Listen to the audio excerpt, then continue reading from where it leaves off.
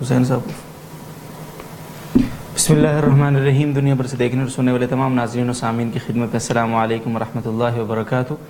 میں ہوں آپ کا میزبان محمد عبدالودود اور آپ دیکھ رہے ہیں پروگرام آپ کے مسائل کا حل، جسے روزانہ شب 9:05 پہ ملک کے معروف دینی و عصری تعلیمی ادارے جامعۃ الرشید کراچی سے براہ راست آپ کی خدمت میں پیش کیا جاتا ہے۔ ناظرین کرام، روزانہ آپ کو معلوم ہے کہ آپ کے بہت سارے سوالات ہمارے سامنے ہوتے ہیں اور مفتین کرام سے ہم ان کے جوابات جان کر آپ تک پہنچانے کی بھرپور کوشش کرتے ہیں۔ حسب سابق آج بھی یہی سب کچھ ہوگا اس نشست میں انشاءاللہ العزیز۔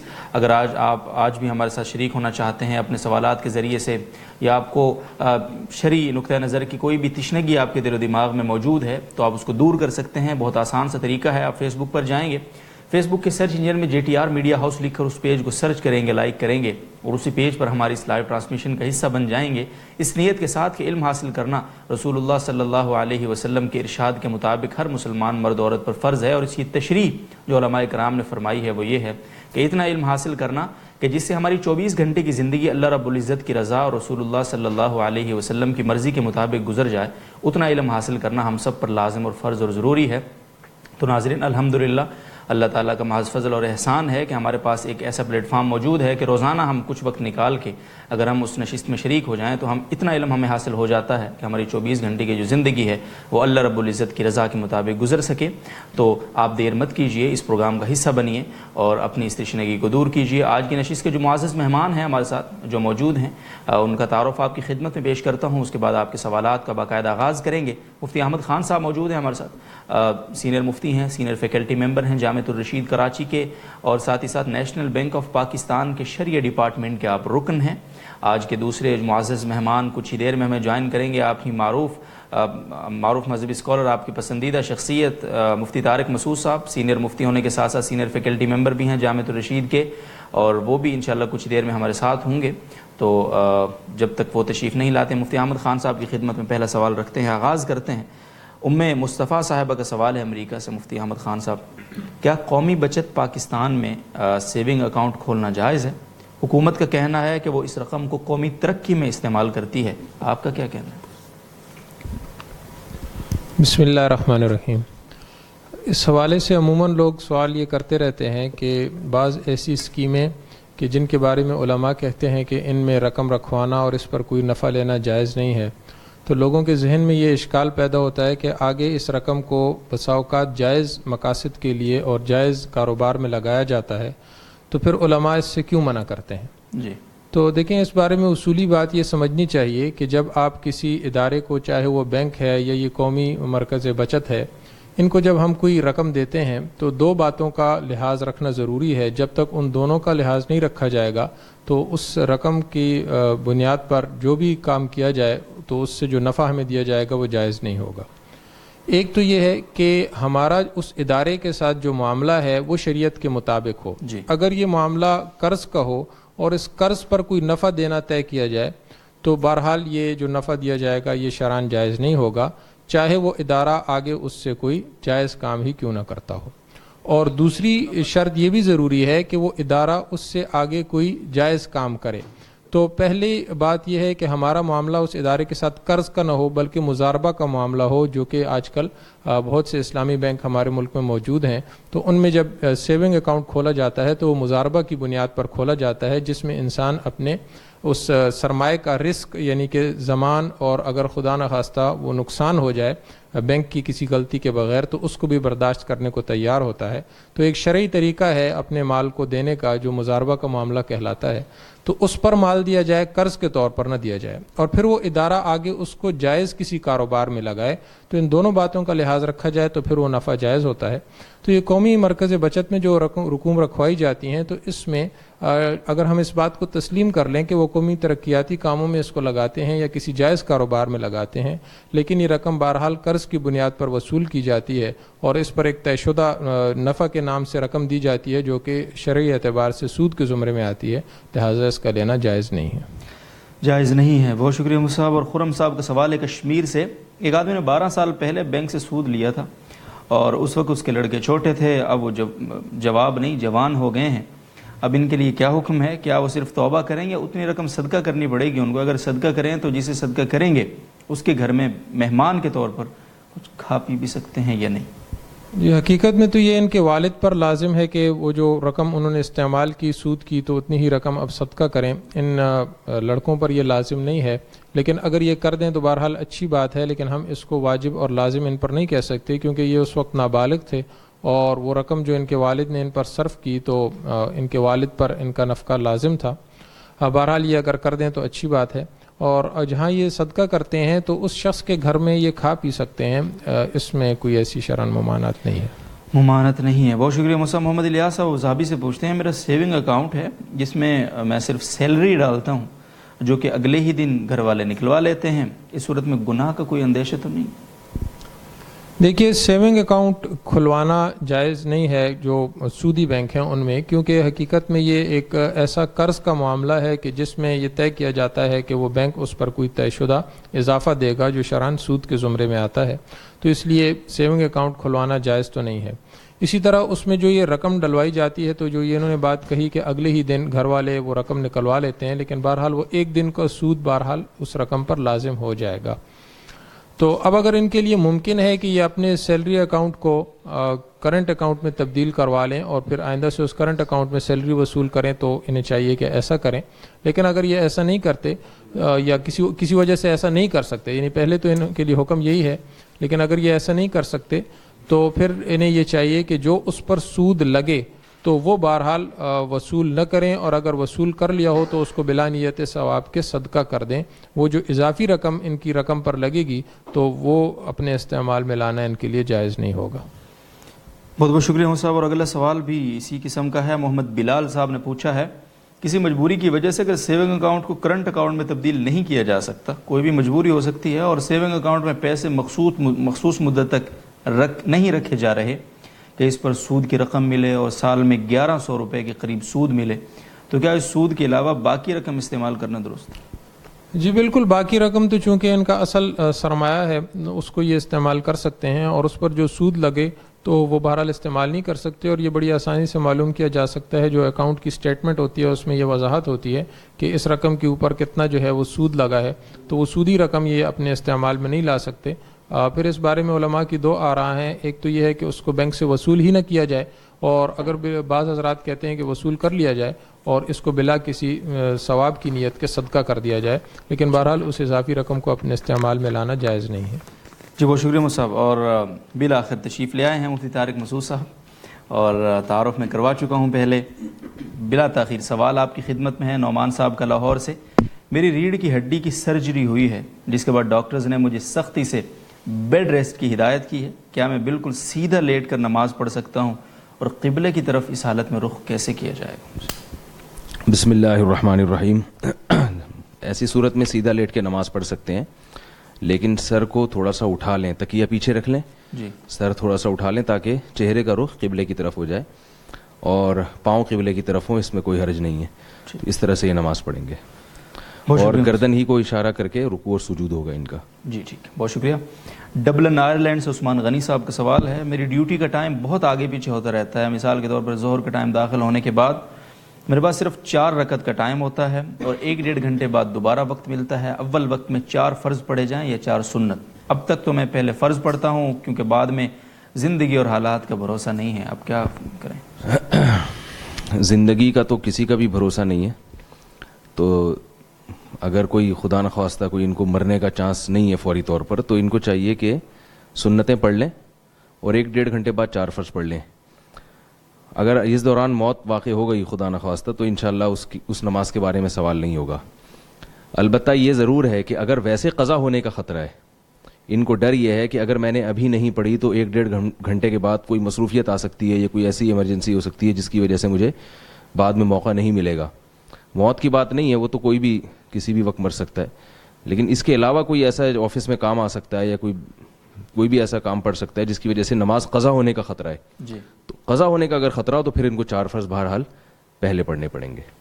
ٹھیک، بہت شکریہ مصعب. اور ریحان صاحب کراچی سے پوچھتے ہیں، غریب اور مستحق شخص کے لیے سیلانی ٹرسٹ میں کھانا کھانا شرعاً جائز ہے یا نہیں؟ جی جائز ہے، وہ مستحقین لکھا تو یہی ہوتا ہے مستحقین کے لیے، تو اگر آپ مستحق ہیں تو کھا سکتے ہیں. ٹھیک، بہت شکریہ.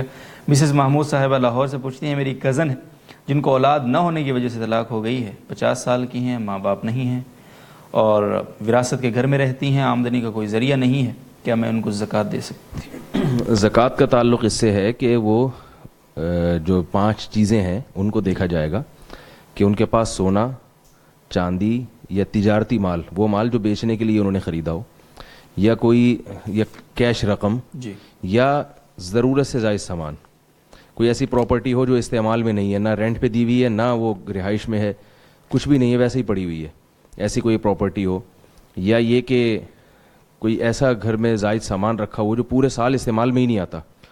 اس قسم کی چیز اگر ان کے پاس 40,000 تک کی مالیت کی, تقریباً 40,000, 52.5 تولہ چاندی کے ریٹ اوپر نیچے ہوتے رہتے ہیں, تو 40 سے اوپر نیچے اس کے قریب ہیں. اگر اتنی رقم یا ان 5 چیزوں میں سے کوئی چیز ان کے پاس اتنی مالیت کی موجود ہے تو پھر ان کو زکوٰۃ دینا جائز نہیں ہے. تو ان کو چاہیے کہ پہلے وہ خرچ کریں, اس کے بعد پھر وہ زکوٰۃ کی مستحق ہوں گی. اور اگر ایسا نہیں ہے, یعنی اس کو آسان طور پر یوں بتایا جا سکتا ہے, کیونکہ لوگ پھر پیچیدگی میں پڑ جاتے ہیں, بھئی ان کے پاس گولڈ تو نہیں ہے, سونا چاندی تو نہیں ہے, کوئی پراپرٹی تو نہیں ہے, اور کیش اماؤنٹ کتنا ہے ان کے پاس, لم سم یہ دیکھ لیں. اگر یہ 40 ہزار تک کا نہیں ہے تو پھر زکوٰۃ ان کو دی جا سکتی ہے. ٹھیک, بہت بہت شکریہ صاحب. عبداللہ صاحب کا سوال ہے کراچی سے, منگنی میں لڑکا لڑکی ایک ساتھ اسٹیج پر بیٹھنا اور ایک دوسرے کا ہاتھ پکڑ کر انگوٹھی پہنانا کیسا ہے؟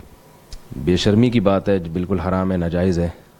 اور حیرت اس پر ہوتی ہے کہ لڑکیوں کے والدین بھی وہاں بیٹھے ہوتے ہیں, لڑکی کے باپ بھی بیٹھا ہے, لڑکی کا بھائی بھی بیٹھا ہے, تو ان کی تو غیرت کے خلاف ہے کہ ان کی بہن ابھی جس کے نکاح میں ہے نہیں اور اس کا ہاتھ اس میں کے ہاتھ میں اپنا ہاتھ دے رہی ہے, تو یہ غیرت کے بالکل خلاف ہے. حرام تو ہے ہی, غیرت کے بھی بالکل خلاف ہے. جی, جزاکم اللہ. جی, مفتی احمد خان صاحب, سوال ہے فرحان صاحب کا کراچی سے, جون جولائی میں اسکول کی چھٹیاں ہوتی ہیں, اسکول وین والے وین سروس نہیں دیتے لیکن اس کی فیس لیتے ہیں, کیا ان کے لیے فیس لینا جائز؟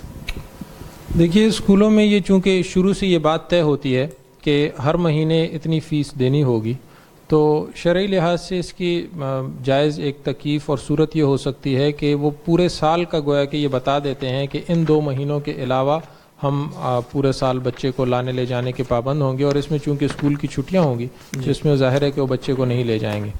باقی وہ فیس ایک طرح سے تقسیم کر دی جاتی ہے ان سارے مہینوں پر, اور پھر اس حساب سے یہ وصول کی جاتی ہے. تو یہ بات اگر شروع میں طے ہو کہ ہمارا جو وین کا کرایہ ہوگا وہ بہرحال جاری رہے گا اور ان مہینوں میں بھی دینا ہوگا, تو پھر اس کے لینے کی گنجائش ہے. جزاکم اللہ. جی, عرفان بادشاہ صاحب دبئی سے پوچھتے ہیں, دبئی میں ٹورزم ڈرائیور کے طور پر کام کرتا ہوں, کیا یہ کام جائز ہے؟ کیونکہ مختلف قسم کے لوگ ہوتے ہیں جو یورپ وغیرہ سے آتے ہیں اور ان کے لباس بھی ٹھیک نہیں ہوتے, کیا کہتے ہیں اس؟ دیکھیے, اصل میں ان کا معاملہ ایک اجارے کا معاملہ ہے. گویا یہ اپنی گاڑی جو ہے وہ چلاتے ہیں اور لوگوں کو ایک جگہ سے دوسری جگہ لے کے جاتے ہیں, اور یہ جو سروس لوگوں کو مہیا کر رہے ہیں فی نفس ہی اس میں کوئی ناجائز بات نہیں ہے. اور اصل میں اجارے میں بنیادی طور پر اسی چیز کو دیکھا جاتا ہے کہ آپ جو خدمت یا سہولت یا اسی طرح جو چیز آپ اجارے پر دے رہے ہیں اس میں کوئی ناجائز پہلو نہ ہو, اور آپ کو جو اجرت دی جا رہی ہے وہ کوئی حرام رقم نہ ہو. تو یہاں پر کوئی ایسی ناجائز سروس چونکہ یہ مہیا نہیں کر رہے, اس لیے ان کے لیے یہ اجرت لینا جائز ہے. وہ لوگ اگر کوئی غیر شرعی کام کرتے ہیں وہاں جا کر تو وہ ان کا اپنا ذاتی عمل ہے, اس کا گناہ ان پر نہیں ہوگا. بہت بہت شکریہ. جی, خالد زاہد صاحب کشن گنج انڈیا سے, ان کا یہ سوال ہے, اگر کوئی شخص سچے دل سے توبہ کر لے لیکن اس پر ثابت قدم نہ رہ سکے, دوبارہ گناہ کر جائے, تو کیا اس کے گزشتہ گناہ دوبارہ اعمال نامے میں لوٹ آئیں گے؟ دیکھیے, توبہ اگر اپنی شرائط کے ساتھ کی جائے جس میں یہ ضروری ہے کہ انسان اس گناہ کو چھوڑ دے اور جو گناہ اس نے کیا ہے اس پر نادم ہو اور آئندہ نہ کرنے کا عزم کرے اور اللہ تعالیٰ سے اس کی معافی مانگے, اور اسی طرح اگر کسی بندے کا کوئی حق رہ گیا ہو تو اس حق کو بھی ادا کرے. جی, تو توبہ کو اگر اس کی شرائط کے ساتھ کیا جائے تو انسان کے جو گناہ ہیں وہ معاف ہو جاتے ہیں. اب اگر آئندہ وہی گناہ سرزد ہو جائے یا کوئی اور گناہ سرزد ہو تو اس کی وجہ سے وہ سابقہ گناہ جو ہیں وہ دوبارہ لوٹ کر نہیں آتے, اور وہ دوبارہ ایسا نہیں ہے کہ ان کا وبال دوبارہ اس کے اوپر آ جائے گا, بلکہ جو ہے اب آئندہ کے لیے جو اس نے گناہ کیا ہے اسی پر اس کو توبہ کرنی ہوگی. تو بہرحال انسان کو بار بار توبہ کرتی رہنی چاہیے, اور اس وجہ سے مایوس نہیں ہونا چاہیے کہ میں ثابت قدم نہیں رہ سکتا اور مجھ سے دوبارہ گناہ ہو جاتا ہے. تو اگر ایک انسان ہم فرض کریں کہ اس سے گناہ ہو جاتا ہے لیکن وہ سچے دل سے توبہ کو اس کی شرائط کے ساتھ کر لیتا ہے, پھر گناہ ہو جاتا ہے, پھر توبہ کر لیتا ہے, تو بہرحال اس کے گناہ معاف ہوتے رہیں گے. اور بلکہ ایک حدیث شریف ہے جس میں مفہوم یہ ہے کہ ایک شخص جو کہ دن میں 70 مرتبہ اس سے گناہ ہو جاتا ہے لیکن وہ پھر استغفار اور توبہ کرتا ہے تو یہ بھی گناہ پر اصرار کرنے والوں میں شمار نہیں ہوگا. تو یہ بھی ایک شیطان کو دھوکہ ہے کہ انسان کو کہتا ہے کہ تم ثابت قدم نہیں رہ سکتے تو تم اب اس کی توبہ ہی کرنا چھوڑ دو. تو انسان کو بہرحال توبہ کرتا رہنا چاہیے اور اللہ سے امید رکھنی چاہیے کہ اللہ تعالی ہمیں معاف فرمائے گا.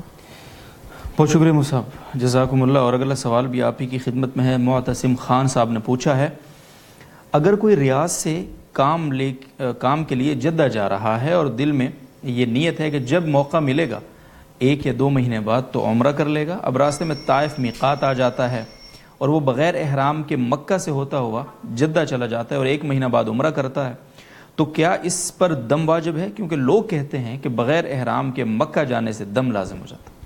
جی یہ مسئلہ پہلے بھی کئی دفعہ گزر چکا ہے کہ حرم کے ارد گرد کچھ فاصلوں پر جو 5 میقات کے مقامات ہیں تو ان سے باہر رہنے والے جو لوگ ہیں جنہیں اصطلاح میں اہل آفاق کہا جاتا ہے تو ان کے لیے حکم یہ ہے کہ وہ جب بھی حرم یا مکہ مکرمہ جائیں تو ان پر لازم ہے کہ حج یا عمرے کا احرام باندھیں، چاہے ان کی حج یا عمرے کی نیت ہو، ارادہ ہو یا نہ ہو، لیکن ان پر لازم ہے کہ احرام باندھیں اور حج یا عمرہ ادا کریں.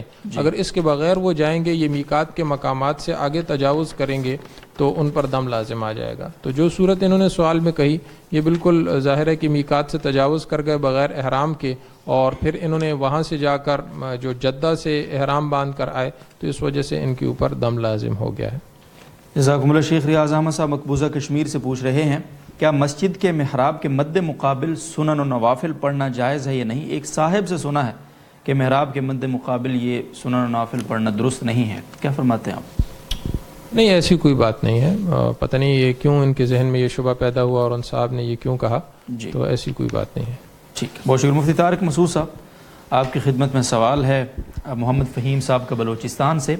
یہاں بلوچستان میں رواج ہے کہ ولیمہ کی دعوت نکاح سے پہلے دی جاتی ہے، کیا ایسی دعوت ولیمہ کھانا جائز؟ دعوت کھانا تو کسی کی بھی جائز ہے مگر وہ ولیمہ نہیں کہلائے گا. اس کو ولیمہ سمجھ کے نہ کھائیں. ویسے کھا لیں، فری کی چیز ہے.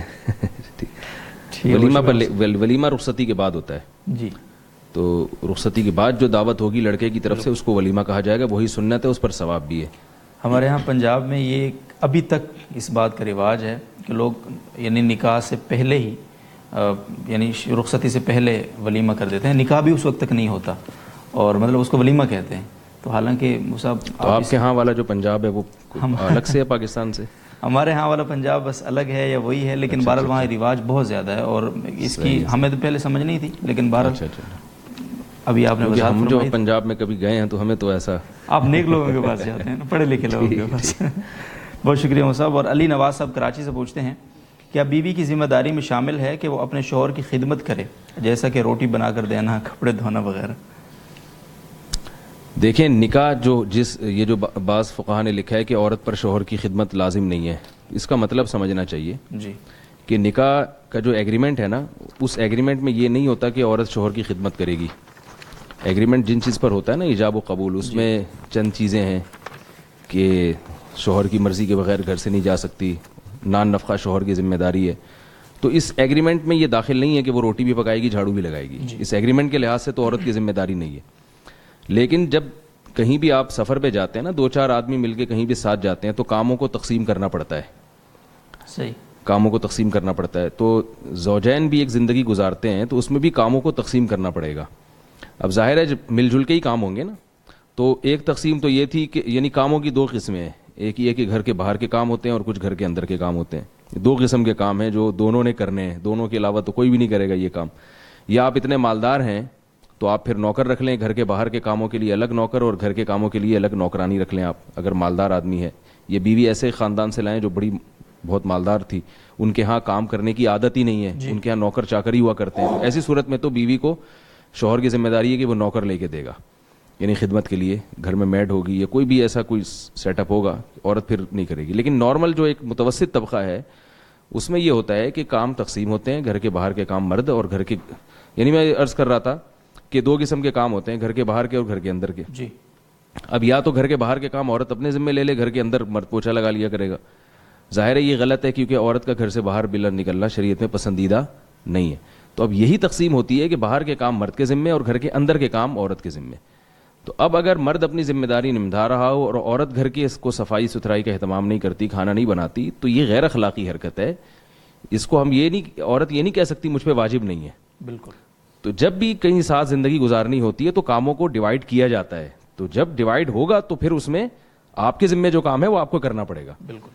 تو یہ ایک ایسی بات ہے جس کا کوئی انکار نہیں کر سکتا. تو اس لحاظ سے عورت پر خدمت کرنا لازم ہے. وہ ہاں مرد پہ بھی لازم ہے کہ وہ باہر کے کام کرے. اس کو آلو پیاز ٹماٹر لینے بھیجا اور وہ باہر جا کے بیٹھ جائے نہیں لے کر آ رہا.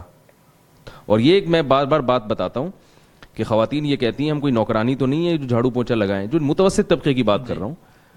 تو میں ان سے یہ کہتا ہوں کہ مرد بھی تو کوئی خانسامہ نہیں ہے نا کہ وہ باہر سے آلو پیاز ٹماٹر لینے جا رہا ہے. جب وہ آلو پیاز ٹماٹر لا کے وہ خانسامہ نہیں بنتا. وہ اگر مفتی ہے تو مفتی صاحب ہی رہتا ہے, ڈاکٹر ہے تو ڈاکٹر صاحب ہی رہتا ہے, ٹھیک ہے نا. تو آپ بھی گھر کے کام کاج کر کے آپ ڈاکٹر ہیں تو ڈاکٹر ہی رہیں گی, آپ کا وہ مرتبہ کم نہیں ہو جائے گا. تو یہ زندگی گزارنے کے لیے ضروری ہے. ٹھیک, بہت شکریہ مصعب. مصطفیٰ صاحب امریکہ سے پوچھتی ہیں میرا شوہر نماز کے پابند نہیں ہے, میں نے کئی بار سمجھایا ہے اور ان کے لیے دعا بھی کی ہے, آپ اس کے لیے کوئی دعا یا وظیفہ بتا دیں کہ وہ نمازیں شروع کر دیں اور اسموکنگ بھی چھوڑ دیں.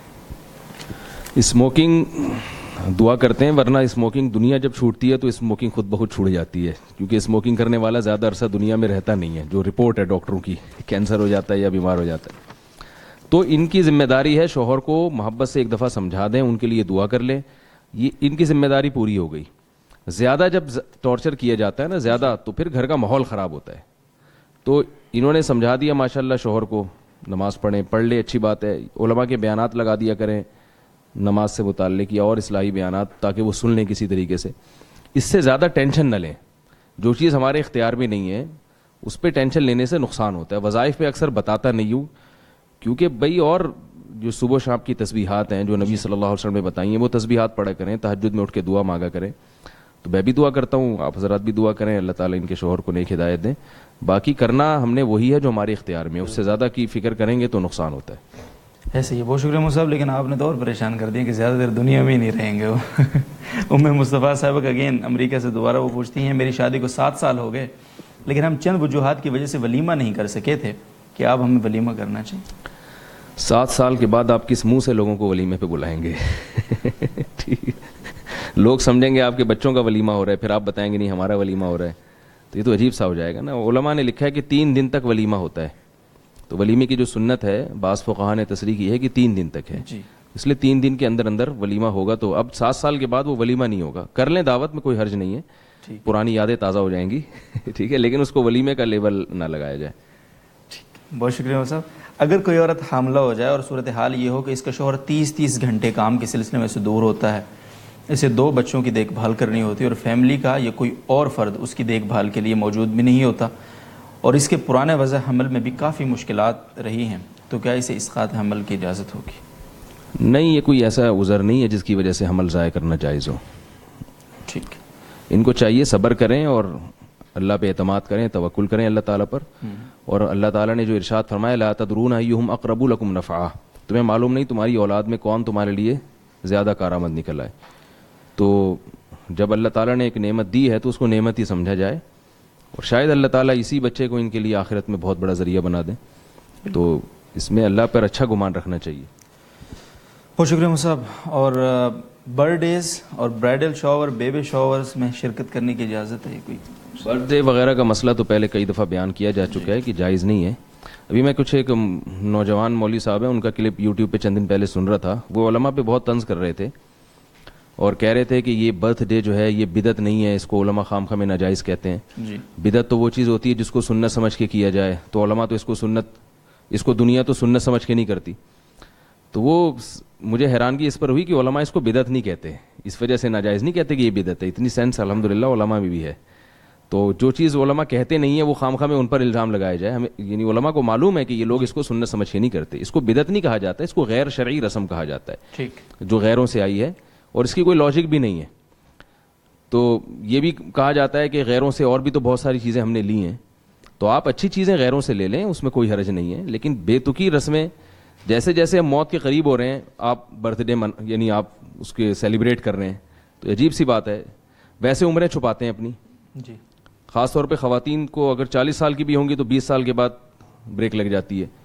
تو 40ویں سالگرہ منائی جا رہی ہے کہ ہم 40 سال کے ہو گئے, لیکن عمر بتائی جا رہی ہے 20 سال والی.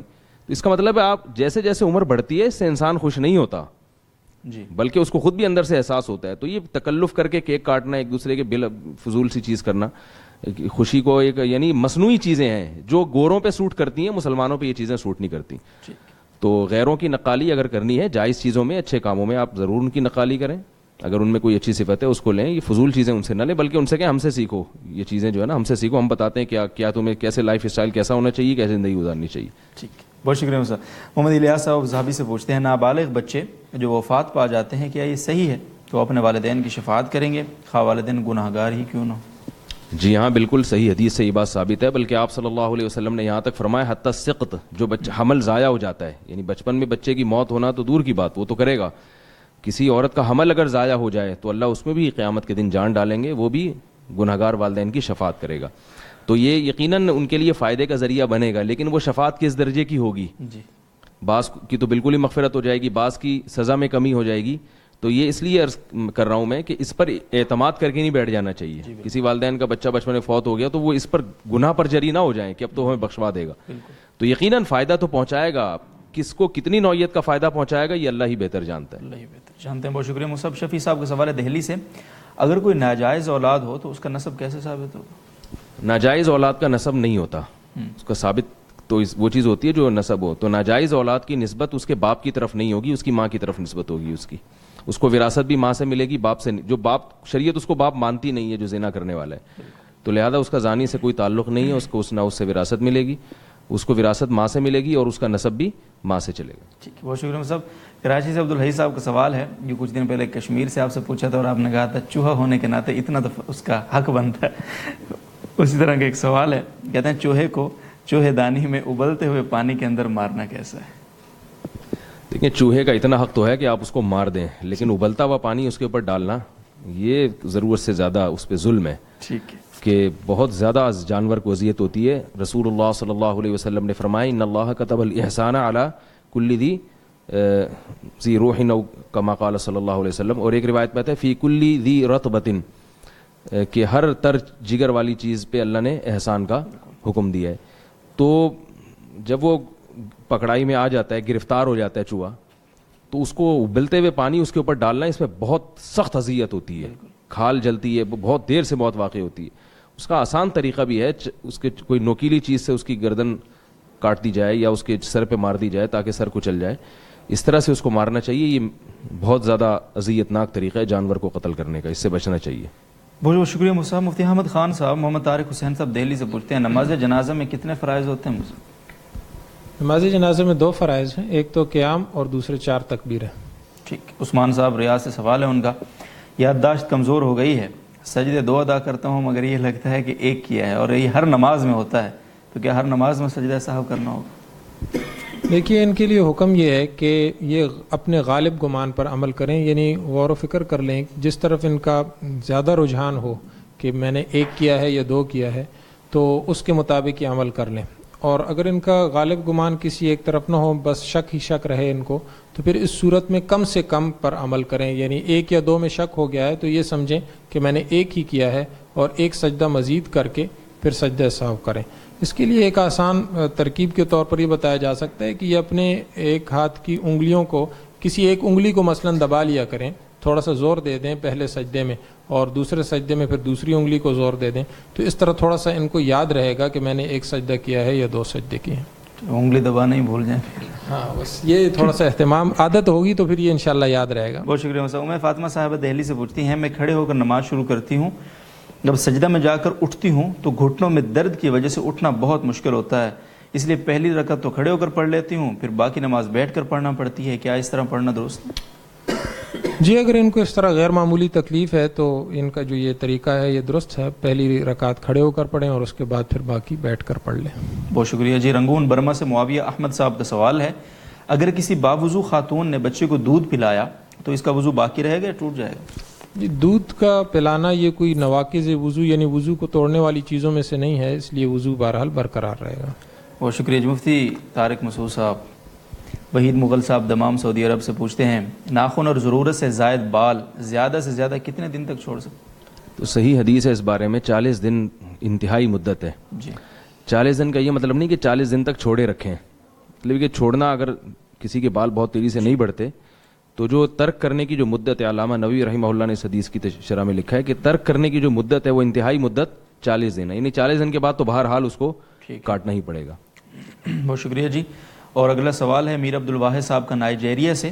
رمضان المبارک میں یہ بات سننے میں آتی ہے کہ سحری کا ثواب ہے، کیا نفلی روزے کی سحری کا بھی ثواب ہوتا ہے؟ نیز اگر سحری میں اٹھے اور ٹائم صرف اتنا ہو کہ روزہ رکھے یا تہجد پڑھے تو روزہ رکھنا بہتر ہے یا تہجد پڑھنا بہتر؟ روزہ رکھنا تو زیادہ بہتر ہے جی کیونکہ ظاہر ہے روزہ بڑی عبادت ہے، اس کا موقع بھی بار بار نہیں ملتا. تہجد میں وقت کم صرف ہوتا ہے، تو اگر یعنی کسی کو کبھی موقع ملا ہے تو روزہ رکھنے کا، تو میرا خیال ہے کہ وہ روزے کو ترجیح دے. اس میں اختلاف رائے بھی ہو سکتا ہے، یہ کوئی منصوص چیز نہیں ہے.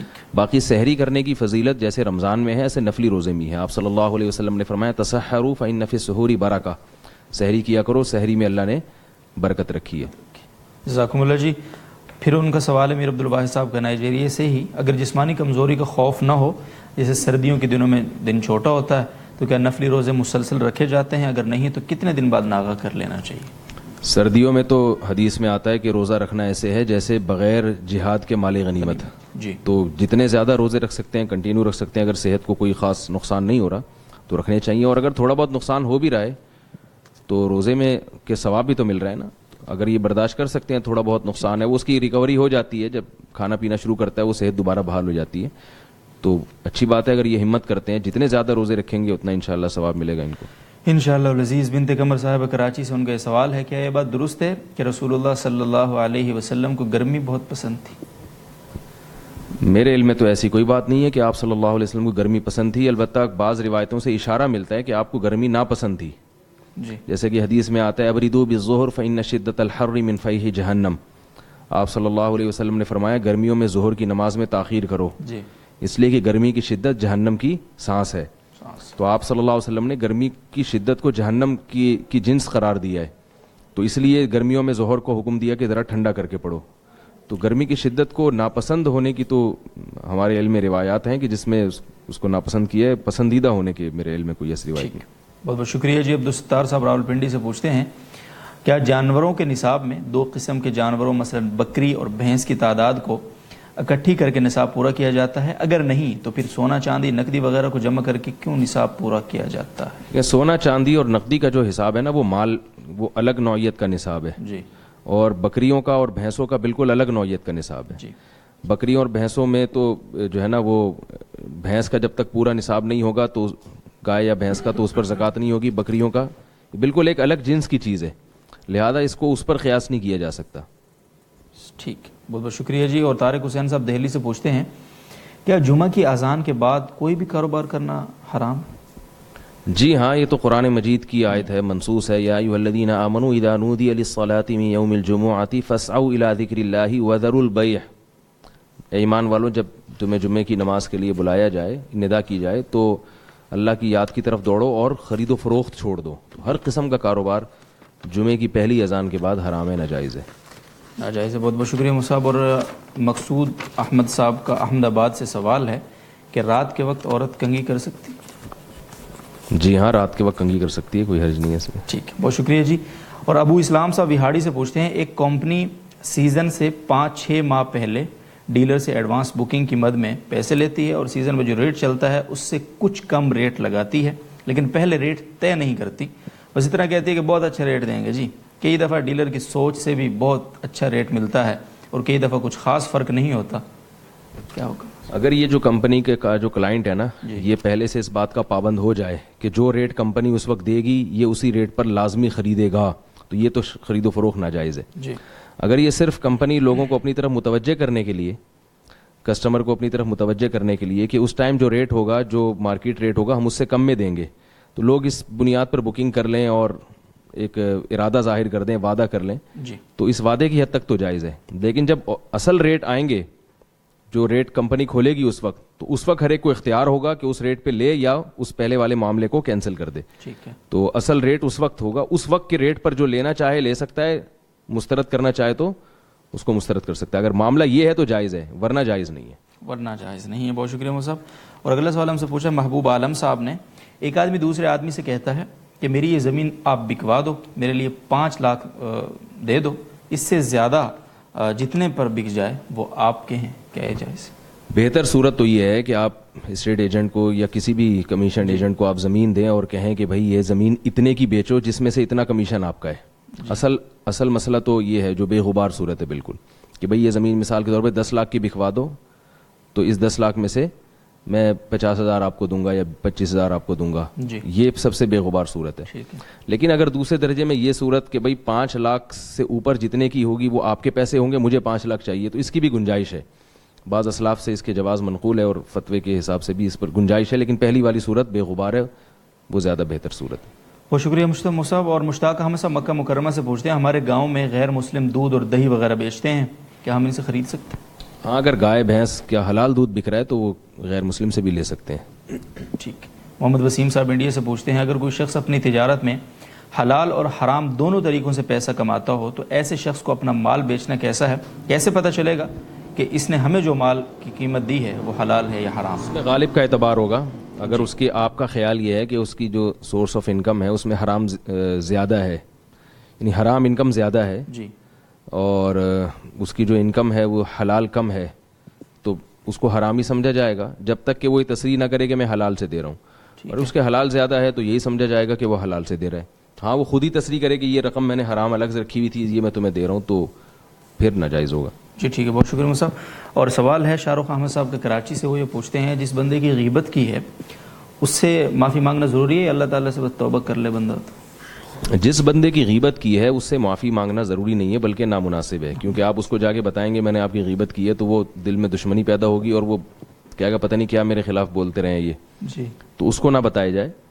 اللہ سے بھی توبہ کریں اور اس کے لیے بھی توبہ استغفار کریں. اور ایک میرے خیال میں کوئی کتابوں کی بات نہیں ہے, ایک تدبیر ہے کہ غیبت کر کے آپ نے اس کا نقصان کیا, اس کی عزت خراب کی ہے, تو اس کی تلافی اس طرح سے ہو سکتی ہے کہ اس کی تعریف کی جائے لوگوں کے سامنے تاکہ اس کی عزت جو ختم ہوئی ہے جی, اور کچھ تعویل کر لی جائے کہ جو آپ نے اس کی برائی لوگوں کے سامنے بیان کی, کچھ ایسی تعویل کی جائے, جھوٹ تو نہ بولا جائے کہ وہ عزت جو اس کا جو معاشرے میں اس کی عزت کا نقصان ہوا ہے اس نقصان کی کسی حد تک تلافی ہو جائے. ٹھیک ہے. بہت شکریہ صاحب. اور ضیاء صاحب کا سوال ہے ریاض سے.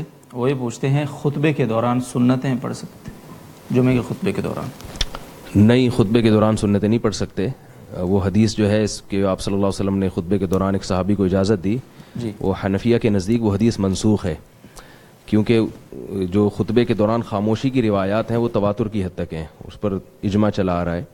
تو اس بیس پر امام ابو حنیفہ رحمہ اللہ تعالیٰ کی رائے میں وہ روایت جو ہے جس میں خطبے کے دوران آپ نے 2 رکعتیں پڑھنے کا حکم دیا, وہ روایت ان کی تحقیق کے مطابق منسوخ ہے. بہرحال مسئلہ اختلافی ہے, دوسرے ائمہ کے ہاں سنتیں تو نہیں, تحیۃ المسجد کی بعض لوگ گنجائش دیتے ہیں, لیکن حنفیہ کے ہاں وہ روایت منسوخ ہے. ٹھیک, بہت بہت شکریہ صاحب. اور آخری 1-2 سوال ہیں جو ریپیٹ ہو رہے ہیں بار بار, اور وہ ساجد صاحب ایبٹ آباد سے پوچھتے ہیں دعائے قنوت یاد نہ ہو تو کوئی دوسری دعا گنجائش ہے پڑھنے کی؟ جی ہاں, دعائے قنوت کو یاد کرنا چاہیے, سنت موقدہ ہے, جب تک یاد نہیں ہوتی کوئی بھی دعا پڑھ سکتے ہیں. بہت شکریہ جی. اور عمران حیا صاحب پوچھتے ہیں جمعے کی حیثیت پوچھ رہے ہیں, وہ فرض ہے یا واجب ہے, سنت ہے؟ جمعے کی نماز جب ادا کی جاتی ہے تو بطور فرض ادا کی جاتی ہے, کیونکہ ظہر ذمے سے ساقط ہو جاتی ہے. ٹھیک ہے. باقی اس کی حیثیت یعنی جمعے کو جمعے کی شکل میں پڑھنا یہ واجب ہے, لیکن یہ اصطلاحی فرق ہے, ان میں عوام کو نہیں پڑھنا چاہیے. فرض ہے, جیسے ظہر فرض تھی تو اب جس دن جمعے کا ہوگا تو ظہر کے بجائے آپ جمعے کی نماز پڑھیں.